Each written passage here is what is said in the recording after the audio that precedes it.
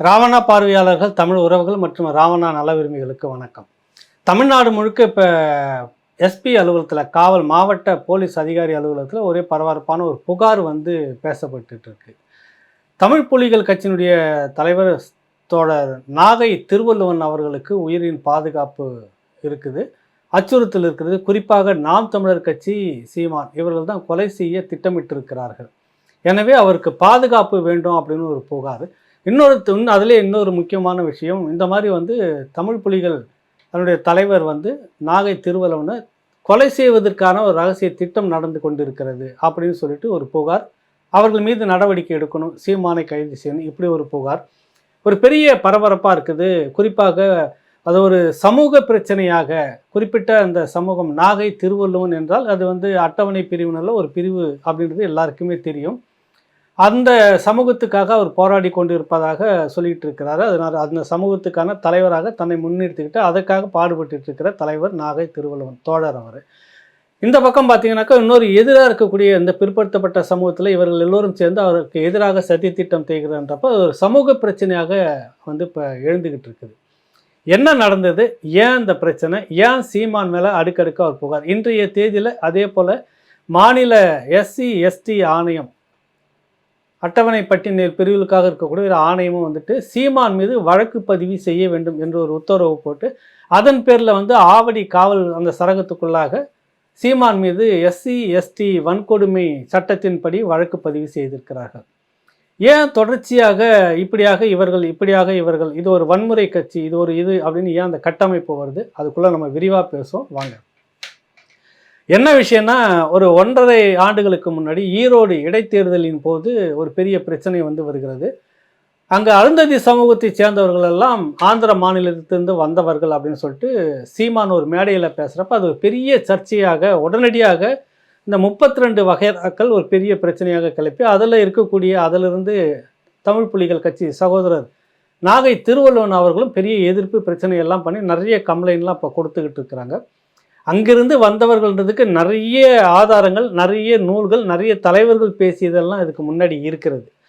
அது வந்து நீதிமன்றத்துக்கு போகிறப்ப அது கொடுக்கலாம், எந்த அளவுக்கு அது அவங்க புகார் வந்து எடுப்படாதுன்னு நம்ம பேசிக்கலாம், அது வேறு விஷயம். நிறைய தொடர்ச்சியாக கொடுத்து அப்போவும் ஒரு பெரிய இது ஏதோ பெரிய இந்த மாதிரி கட்சி, இது வந்து ஒரு பார்வையோடு இருக்குது, இந்த நாம் தமிழர் கட்சி இப்படிலாம் பேசிட்டு இருக்கு, ஒரு அட்டவணை பிரிவினர்களை வந்து இப்படிலாம் ஒதுக்கி பேசுதுன்னு தொடர்ச்சியாக ஒரு கட்டமைப்பாக அப்போ இருந்துக்கிட்டே இருந்தது. இங்கே வந்து பாரு, அங்கே வந்து பாருலாம், அப்படி ஒரு பெரிய மோதல் போக்கு மாதிரி கட்டமைப்பு இருந்தது.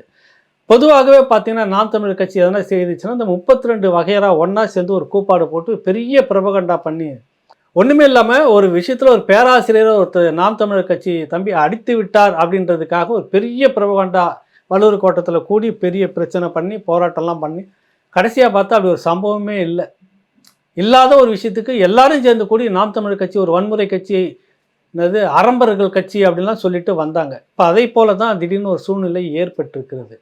ஏன் அப்படின்றதுக்கு இருக்குது இல்லை, கொஞ்சம் இருங்க. அந்த கார் ரேஸ்னு ஒன்று நடக்குதுல்ல, அந்த பக்கம் நீங்கள் போயிடாதீங்க, கொஞ்சம் வெயிட் பண்ணுங்கள். நீங்கள் முக்கியமாக இந்த பக்கம் பார்த்தீங்கன்னா உடனே திரும்ப சீமான் எதுவுமே தமிழ்நாட்டில் நடக்கக்கூடிய திமுக அரசனுடைய நிறைய விஷயங்கள் அதெல்லாம் வெளியில் வரக்கூடாது, பேசப்படக்கூடாது, அதை மடம் மாற்றணும் அப்படின்றதுக்காக சீமான விஷயம். சரி, இப்போ நான் என்னன்றேன், மாநில எஸ்சி எஸ்டி ஆணையம் இருக்கிறது.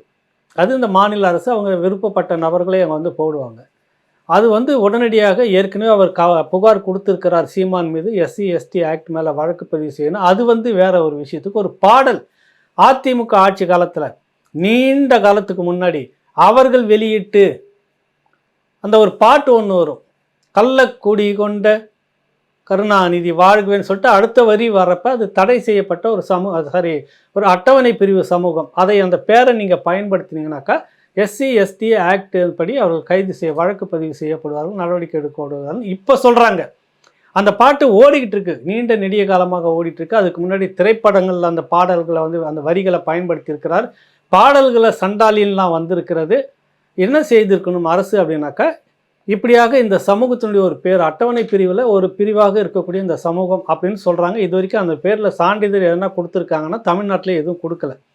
வடக்கே இருந்திருக்கக்கூடிய ஒரு பெரிய சமூகத்தினுடைய ஒரு பின்னணி அந்த பேர் கொண்டது அப்படின்னு ஒரு ஆய்வு சொல்லுது. இருக்கட்டும், அது அரசு என்ன பண்ணியிருக்கணும், இப்படி ஒரு முடிவு எடுத்திருக்கிறது, அதனால் இதற்கு பேர் இந்த மாதிரி இந்த பேரை பயன்படுத்தியிருந்தாங்கன்னா நாங்கள் வழக்கு பதிவு செய்வோம் அப்படி சொன்னீங்கன்னா பரவாயில்ல. உங்கள் அப்பா காலத்துலேருந்தே சொல்லிட்டு இருக்கிறாங்க அந்த வார்த்தையை. தலைவர் கலைஞர் அவர்களே அந்த வார்த்தையை பயன்படுத்தி பேசியிருக்கிறாரு. திரைப்பட பாடலில் இருக்குது. இந்த பின்னணியோட அதிமுக தேர்தல் பிரச்சாரத்துக்காக அந்த வார்த்தையை போட்டு பயன்படுகிறது. எங்கே தான் அப்பாவுக்கு இந்த பேர் நிரந்தரமாக ஆகிடுமோன்ற பயத்தில் உடனே ஒரு வழக்கு, உடனே ஒரு அறிவிப்பு, இது இந்த பெயரை சொல்லி பயன்படுத்தினால் எஸ்சி எஸ்டி ஆக்ட் படி வழக்கு பதிவு செய்யப்படும் அப்படின்னு நீங்கள் சொல்கிறீங்க. ஒரு முன்னறிவிப்பு இந்த மாதிரி இதுக்கு முன்னாடி எதுவுமே நடந்திருக்குது எதுவுமே கிடையாது. எடுத்த உடனே பட்டுன்னு வழக்கு பதிவுன்றீங்க. அந்த பேரில் ஒருத்தர் போய் புகார் கொடுக்குறாரு. காவல்துறையில் யோசனை பண்ணிட்டு உட்காந்துக்கிறாங்க. உடனே எஸ்சி எஸ்டி ஆணையம், மாநில எஸ்சி எஸ்டி ஆணையத்துக்கு புகார் கொடுத்தாங்க. அது உத்தரவு என்ற பேரில் உடனடியாக வழக்கு பதிவு. எனக்கு என்ன கேள்வினா, இன்னைக்கு தேதிக்கு தமிழ்நாடு முழுக்க சாதியை சொல்லி இழிவுபடுத்தி கேவலமாக பேசியிருக்கிறார்கள் என்ற புகார் ஏகப்பட்ட புகார் இருக்குது. எஸ்சி எஸ்டி ஆணையம் அதுக்கெல்லாம் என்ன பண்ணிட்டு இருக்குது? நிறைய புகார்கள் நிறைய விசாரிக்கப்படாமல் இருக்குது. என்ன செய்யுதுன்ற மாதிரிலாம் இருக்குது. அதுக்கெல்லாம் அக்கறை எடுத்துக்காது இந்த ஆணையம்.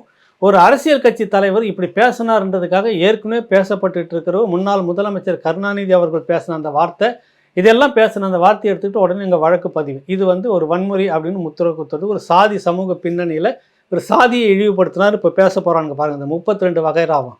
இவங்க ஏதோ சாதியெல்லாம் சொல்லி திட்டாத மாதிரியும், சாதியெல்லாம் சொல்லி பேசாத மாதிரியும், சீமான் தான் இங்கே இந்த மாதிரி பேசிட்டார், பாடல்கள் அந்த சமூகத்தை கொச்சப்படுத்திட்டாருன்னு அந்த குறிப்பிட்ட சமூகத்துக்கு எதிராக கட்டமைக்கிற வேலையை நீங்கள் செய்துட்டு இருக்கிறீங்க. நாம் தமிழர் கட்சி அட்டவணை பிரிவில் இருக்கக்கூடிய சில பகுதி குறிப்பிட்ட சமூகத்துக்கு எதிராக இப்படிலாம் பேசிட்டு இருக்கிறாரு சீமான் அப்படின்னு நீங்கள் கட்டமைக்க பார்க்குறீங்க. ஒன்று. இந்த பக்கம் வந்தால் நாகை திருவள்ளுவனுக்கு என்னென்னா, ஈரோட்டில் அந்த பிரச்சனை வந்தது. நாம் தமிழர் கட்சிக்கும் இவருடைய இதுக்கும் பிரச்சனை வருது. பெரிய அளவில் சலசலப்பாக பேசப்பட்டது. எங்கள் ஏரியா பலம் வாய்ந்த பகுதிக்கெல்லாம் வந்து பாருங்கன்றாங்க. அப்புறம் அதுக்கு அடுத்த காலகட்டம்லாம் ஒன்றும் இல்லை.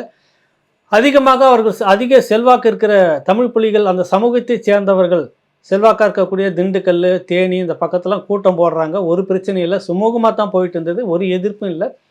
இந்த இடைத்தேர்தலில் கூட அவங்களுக்கும் இவங்களுக்கும் ஒரு பிரச்சனையும் இல்லை. அதாவது நாகை திருவள்ளுவனுடைய தமிழ் புலிகள் கட்சின்றக்கூடிய அந்த குறிப்பிட்ட அருந்தித சமூகத்தை அதிகமாக கொண்டு இருக்கிற அந்த கட்சிக்கும் இந்த பக்கம் நாம் தமிழர் கட்சிக்கும் ஒரு பிரச்சனையும் இல்லை. திடீர்னு பார்த்தா ஒரு யூடியூப்பில் ஒரு தம்ப்லைனில் அது போட்டு வச்சுருக்குது. அதில் என்னென்னா, ஒருத்தன் பேசுகிறான், குறிப்பிட்ட தேவாங்கிற ஒரு நபர் இன்னொருத்தர்கிட்ட பேசுகிறான். அது என்னன்னு தெரியல. அது ஒரு எக்ஸ் வலைத்தளத்தில் இந்த கூட்டாக சேர்ந்து பேசிக்கிற உரையாடல் மாதிரி எடுத்து போட்டிருக்காங்க. அதில் என்ன சொன்னால், இந்த தேவாங்கிற நபர் இன்னொருத்தர்கிட்ட பேசுகிற போது அந்த இன்னொரு நபர் யாருன்னு தெரியல. அவர் என்ன சொல்ல வர்றாருன்னா, போட்டு தள்ளின்னு இவரை அண்ணங்கிட்ட சொல்லி நீங்கள் அது காசு வாங்க பொருளெல்லாம் வாங்கி போட்டு தள்ளணும் அப்படின்னு சொல்லிட்டு நாகை திருவள்ளுவனுக்கு எதிராக போட்டு தள்ளக்கூடிய அந்த வார்த்தையை பேசுகிறதால கொலை சதி திட்டம் அப்படின்னு ஒரு குறிப்பிட்ட யூடியூப் பதிவு பண்ணுது. அதன் பேரில் பாருங்கள், நல்லா கவனிங்க. அந்த யூடியூப் யார் அப்படின்றது உங்களுக்கு எல்லாருக்குமே தெரியும். அது ஒரு திமுகவுக்கு வலுவான ஒரு சப்போர்ட்டாக இருக்கக்கூடிய யூடியூப். அது அந்த தம்பி அதை போடுறாரு. அதை போட்ட உடனே யார் அதை பேசுனது, எதிர்த்தரப்பில் அந்த மாதிரி பணத்தை கொடுங்க, அண்ணங்கிட்ட சீமான்கிட்ட வாங்கி கொடுங்க, பொருள் வாங்கி போட்டலான்ற அளவுக்கு ஒருத்தன் பேசுகிறான்னு அவன் யார்? இது முறைப்படி நீங்கள் காவல்துறையில் கொடுத்து புகார் நடவடிக்கை எடுக்கணும்னு கொடுத்துருக்கணும். இல்லை என்ன நடந்திருக்குதுன்றதை பேசி நீங்கள் முதல்ல யூடியூப்பில் போடுறீங்க. சரி, போட்டுங்க. அதுக்கு அடுத்தது யார் பேசுகிறாருன்னு பார்த்தீங்கன்னாக்கா, ஆஸ்தான குரு மீச பாண்டியர் ஐயா பேசுகிறாரு. அவர் தான் எல்லாத்தையுமே எடுத்து கொடுக்கக்கூடிய ஒரு இடத்துல இருக்கக்கூடியவர். உடனே அவர் ஒரு அறிக்கை, பார்த்தீர்களா இப்படியாக இந்த சமூகத்தை சேர்ந்து இவருக்கு தமிழ் புலிகள், இவருக்கு நாகை திருவள்ளுவனுக்கு இவர்களால் ஒரு கொலை மிரட்டல், இப்படி இருக்கலாமா அப்படி இருக்கலாமான்னு அவர் ஒரு பெரிய புறப்பாடு ஒப்பாரியை முடிச்சிருக்கிறார். அதுக்கு அடுத்தது யார் பேசுகிறாங்கன்னா பார்த்தீங்கன்னா, ஒரு சகோதரர் மே 17 திருமுருகன் இந்த மாதிரி நாகை திருவள்ளுவனுக்கு உயிருக்கு பாதுகாப்பு இல்லை, நாம் தமிழர் கட்சி இப்படியெல்லாம் செய்கிறது, வன்முறையாளர்கள் அப்படி இப்படின்னு அவர் ஒரு பக்கம். அப்புறம் அருந்ததி சமூகத்திலே இன்னும் மற்ற பல்வேறு கிளைகள் மற்றும் நமக்கு சில வேறு கட்டமைப்புகளுக்குள்ள அதில் 2-3 பேர் அதே வார்த்தையை பேசுகிறாங்க. இப்போ எல்லாருடைய குரலும் எப்படி இருக்குது பாருங்கள். ஒன்றாக நாம் தமிழர் கட்சி உண்மையிலேயே அந்த கட்சியில் அப்படி திட்டமிட்டு இருந்தாங்கன்னா அந்த நபர் கைது செய்யப்பட வேண்டிய நபர், தண்டிக்கப்பட வேண்டிய நபர்.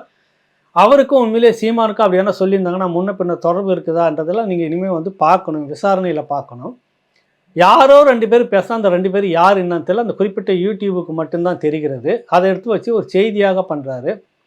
இப்போ என்ன கேள்வினா, எல்லாரும் சேர்ந்து இந்த கட்டமைப்பு என்ன சொல்ல வருதுன்னா, இது ஒரு வன்முறை கட்சி, சாதி வந்து பேசக்கூடிய கட்சி அப்படின்ற 2 விஷயத்தை நீங்கள் எடுக்கிறாங்க. இப்போ இந்த ஒட்டு திணைகள் எல்லாருமே சேர்ந்து ஒன்று வந்து இது வன்முறையை செய்யக்கூடிய கட்சி, சாதி துவேஷம் பேசக்கூடிய கட்சி இந்த கட்சியாம்.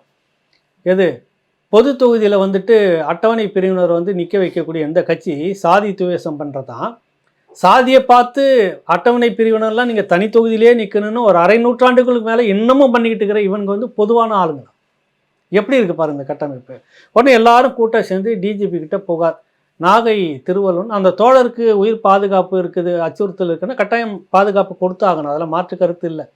ஒரு ஒடுக்கப்பட்ட அட்டவணை பிரிவில் இன்னும் கீழ்நிலையில் இருக்கக்கூடிய அந்த மக்களுக்கான ஒரு பிரதிநிதியாக இருக்கும்போது அதுக்கான உரிமையை அவர் வென்று எடுக்கட்டும். முதல்ல இந்த கோஷ்டிகள்லாம் சேர்ந்து இந்த அருந்ததி சமூக மக்களை வந்துட்டு தினக்கூலி அடிப்படையில் வேலையில் வச்சுக்கிட்டு இந்த திராவிட மாடல் அரசு பணி நிரந்தர பணியாக சேர்ந்து நல்ல சம்பளத்தை அவங்களுக்கு கொடுக்கணும்னு முதல்ல போராடி வாங்கி தட்டு இந்த யோக்கியமானலாம்.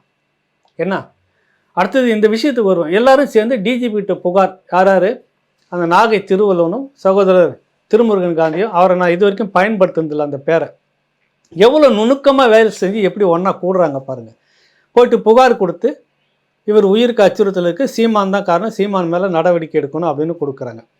இந்த பக்கம் அது என்ன தான் விஷயம் அப்படின்னு பேசும்போது நாம் தமிழர் கட்சியினுடைய செய்தி தொடர்பாளர் பாக்கியராசன் சொல்லக்கூடிய அந்த வார்த்தை என்னென்றால், பேசிய நபர்கள் யார் என்றுன்னு தெரியல.